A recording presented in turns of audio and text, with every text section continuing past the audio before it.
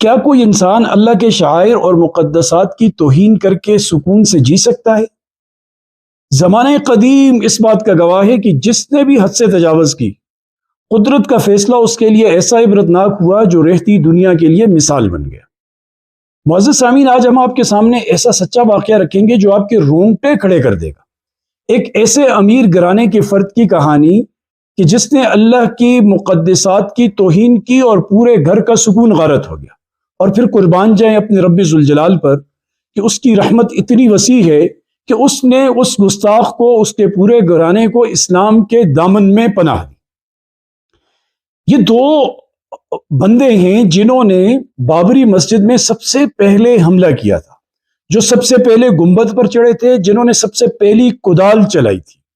جب اوما بھارتی نے کہا تھا کہ ایک دھکا اور دو، بابری مسجد گرا دو، سب سے پہلے اوپر چڑھ کر مسجد کے اوپر کدال مارنے والے یہ دو تھے، ایک یوگندر سنگھ اور دوسرا اس کا دوست بلبیر سنگھ۔ آج ہم بات کریں گے یوگندر کے بارے میں۔ اس کی کہانی سن کر یقین جانے آپ رو پڑیں گے، آپ کے یعنی کہ وہ کلیجہ چرتا ہوا محسوس ہوگا۔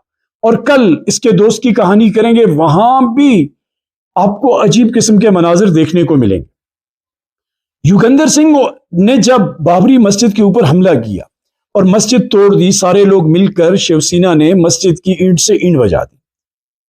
تو جب واپس آنے لگے تو بطوری لوگوں کو دکھانے کے لیے ایک ایک دو دو اینٹیں لوگ اپنے علاقوں میں لے جانے لگے۔ یوگندر سنگھ نے بھی وہاں سے دو اینٹیں لی اور پانی پت لے کر آیا تاکہ میں لوگوں کو دکھا سکوں کہ میں نے کیا کارنامہ سر انجام دیا۔ جب وہ اینٹیں پانی پت میں پہنچائی گئی، شیو سینا کے دفتر میں رکھی گئی، اور پھر اس نے مائک پر اعلان کیا کہ جو بندہ اپنے گناہوں کی مکتی چاہتا ہے، جو بندہ اپنے بھگوان کے قریب ہونا چاہتا ہے، تو یہ چوک میں نے اس کے الفاظ کے مطابق رام کی جنم بھومی پر بنے ہوئے ظالم ڈھانچے کی اینٹیں لائی ہیں، آ کر اس پر پیشاب کرے، جو پیشاب کرے گا اس کے پچھلے پاپ دھل جائیں گے۔ یہ اینٹیں لا کر اس نے رکھ دی اور بھیڑ لگ گئی۔ جہالت تو جہالت ہوتی ہے، لمبی قطار لوگ آئے اور پیشاب کرتے چلے گئے۔ اب اللہ تبارک و تعالیٰ تو سب دیکھ رہے ہیں، اس کی پکڑ بڑی سخت ہوتی ہے۔ 5 دن گزرے تھے کہ یوگندر سنگھ کا دماغ خراب ہو گیا، اور ایسا خراب ہوا کہ یہ اپنے کپڑے اتار دیتا، کپڑے پھاڑ دیتا، اپنی مالدہ کے اوپر جنسی حملہ کرنے پر تیار ہو جاتا۔ پورا گھر اس سے پریشان، پورا خاندان پریشان، پورا محلہ پریشان۔ ایک دن گھر کے مرد گھر میں نہیں تھے، والد صاحب بھی نہیں تھے، اس نے اپنی والدہ کے اوپر اچانک سے حملہ کر دیا، اور یہ حملہ انتہائی شرمناک اور عبرتناک تھا۔ چیخوں کی آواز سن کر لوگ آئے، ان کو الگ کیا۔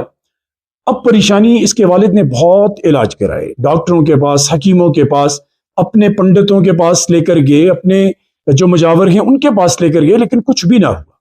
آخر اس کے والد نے یہ فیصلہ کیا کہ میں عزت دار آدمی ہوں اور یہ تو حد سے تجاوز کر رہا ہے، لہٰذا اس کا علاج یہ ہے کہ اسے گولی مار کر ختم کیا جائے۔ اور اپنی ساری جو پنچایت تھی اس کے اندر یہ بات رکھ کر سب اس کے ساتھ متفق ہوئے کہ اسے گولی مار دی جائے۔ کسی نے کہا یار اس نے کہیں اس کو مسجد توڑنے کا تو کوئی پاپ نہیں ہے، ایسا کرو اسے کسی مسلمان مولوی کے پاس لے جاؤ، کسی مسلمان عامل کے پاس لے جاؤ جو اس کو دم کرے اور یہ ٹھیک ہو جائے۔ اس کے والد نے کہا چلو آخری علاج کے طور پہ یہ کرتے ہیں۔ وہ قریب میں ایک مسجد میں سے لے گئے اور امام صاحب نے بتایا کہ حضرت شیخ صدیقی صاحب تشریف لائیں گے، ان سے ان کی ملاقات کرائیں گے۔ حضرت تشریف لائے، لمبا واقعہ ہے، آپ کتاب میں پڑھ لیجئے گا۔ حضرت تشریف لاتے ہیں، باپ بیٹے کی ان سے ملاقات ہوتی ہے، اور بیٹا اس حال میں ہے کہ زنجیروں سے جکڑا ہوا ہے اور صرف ستر کی جگہ پر زبردستی کپڑے لپیٹے ہوئے، منہ سے رال ٹپک رہی ہے، جسم گندا پرا گندا، اور گالیاں بک رہا ہے، بےہودہ گوئی کر رہا ہے، اور منہ سے بدبو، جسم سے بدبو، پاخانہ پیشاب نکلا ہوا، عجیب کیفیت، یعنی وہ منظر میں لفظوں میں بیان نہیں کر سکتا۔ جب حضرت جی سے دونوں کی ملاقات ہوتی ہے تو ان کے والد ان کے قدموں میں گر جاتے ہیں کہ یہ میرے بیٹے نے بہت بڑا گناہ کیا ہے، آپ اسے بخش دیں، آپ اسے معاف کر دیں تاکہ ہمارے گھر کا سکون واپس آ جائے۔ تو حضرت نے فرمایا کہ گناہ تو اتنا بڑا ہے کہ اس کے بدلے پوری دنیا بھی دے دی جائے تو کم ہے۔ اللہ کے گھر کو گرانا، پھر اس کے اوپر پیشاب کرنا، یہ تو بہت ہی ظلم والی بات ہے۔ ابھی میرے یہاں تقریر ہے، مسجد میں بیان ہے، آپ جب تک میں بیان کروں آپ یہاں بیٹھ کر صرف سوچو، اپنے بنانے والے کو اپنے سامنے حاضر کرو اور اس سے بات کرو سوچ میں کہ یہ میں نے، میرے خاندان کے اس فرد نے، میرے بیٹے نے بہت پاپ کیا، گناہ کیا، اے میرے پیدا کرنے والے، بنانے والے، ہمارے گناہ کو معاف فرما، ہمیں سیدھا راستہ دکھا، ہمارے لیے بھلائی پیدا کر۔ وہاں حضرت کی تقریر ہوئی، تقریر کے بعد دعا کی، اور دعا میں حضرت نے ان کے لیے خصوصی دعا کی کہ یہ چودھری صاحب آئے ہوئے ہیں، ان کا بیٹا یہ بھی چودھری ہے اور یہ پاگل ہو گیا ہے، بہت گناہ کیا ہے، اللہ پاک اس کو ٹھیک کرے، اس کو ہدایت۔ یہ دعا کرنی تھی، گویا کہ قبولیت کا وقت تھا، اور اللہ تبارک و تعالیٰ کی طرف سے فیصلہ ہوا۔ جب باہر آئے اس مکان کے اندر، دیکھا کہ یہی وہ پاگل ہوا آدمی اپنے والد کی پگڑی اپنے جسم پہ لپیٹ رہے، اسے اپنا ننگا پن اب برا لگ رہا ہے، وہ جیسے دیہاتی لوگ سر پہ پگ باندھتے تھے نا، بڑا کپڑا، اور یہ باپ بیٹا دونوں حضرت کے قدموں میں گر کے اپنی صحیح باتیں کرنے لگا۔ وہ بندہ جو بالکل پاگل ہو گیا تھا اور رونے لگا، اپنے آپ کو کوسنے لگا، یہ میں نے کیا کر دیا، مالک کا مکان میں نے گرا دیا، جس نے پیدا کیا تھا اس کے گھر کی میں نے گستاخی کی۔ قصہ مختصر کہ انہوں نے حضرت کے سامنے، اللہ نے اس کے سارے اوسان ٹھیک کر دیے۔ اب ان کے ساتھ آئے ہوئے لوگ بھی حیران کہ یہ کیا ماجرا ہے، اور اس کے والد نے سب سے پہلے کہا کہ مجھے کلمہ پڑھائیں، میں مسلمان ہونا چاہتا ہوں، اور انہیں بتایا کہ پہلے وضو نہانا پڑتا ہے۔ تو یہ بیٹا باپ سے پہلے ہوا کہ ابا جی پہلے مجھے نہانے دو، پہلے مجھے غسل کرنے دو، پہلے مجھے وضو کرنے دو، گنہگار تو میں ہوں۔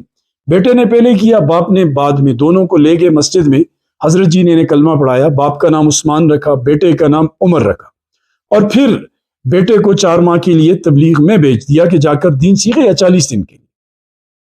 اب یہ پوری کہانی کا جو ہے اللہ تبارک و تعالیٰ نے نقشہ تبدیل کر کے رکھ دیا۔ اس یوگندر نے 21 نئی مسجدیں بنائی۔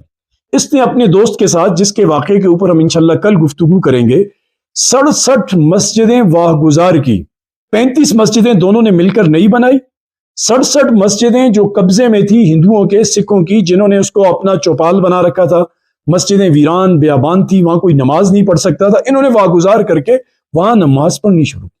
اور پھر کہا کہ 6 دسمبر کو بابری مسجد گرائی ہے، ہر 6 دسمبر کو ہم نئی مسجد بنائیں گے، ہر 6 دسمبر کو نئی مسجد بنائیں گے، یا پرانی مسجد کو جو بالکل بند ہے اس کو کھول کر نماز کے لیے آباد کریں گے۔ وہ سلسلہ آج تک، یہ جب تک کتاب میں یہ انٹرویو شائع ہوا ہے، غالباً 2009-10، وہاں تک یہ انہوں نے 1993 کے بعد یہاں تک مسجدیں بنانے کا کام شروع کیا، اور یہ ان کا ٹارگٹ 100 مسجدوں کا ہے، اور بالکل وہ اس کے قریب پہنچ چکے۔ تو اللہ کی رحمت سے کبھی مایوس نہیں ہونا چاہیے، وہ بڑا رحیم ہے، کریم ہے، بندوں پر بڑا مہربان ہے۔ وہ اس جیسے ظالم کو، اس جیسے بدبخت انسان کو اپنی امن کی پناہ میں، عزت کی پناہ میں لے سکتا ہے۔ میں آپ تو مسلمان ہیں، کلمہ گو ہیں، ہم نے لاکھ گناہ کیے، جو برائیاں کی، اللہ کے سامنے توبہ کریں، اللہ کے سامنے سجدہ ریز ہو جائیں، تو یقین جانیے ہماری زندگی بھی اللہ بدل دیں گے، ہمیں بھی اللہ پاک اپنا قرب نصیب فرمائیں گے، ہماری وجہ سے بھی اللہ پاک دوسروں کو اسلام میں آنے کا ذریعہ بنائیں گے۔ اللہ پاک میرا آپ کا حامی و ناصر ہو۔ والسلام۔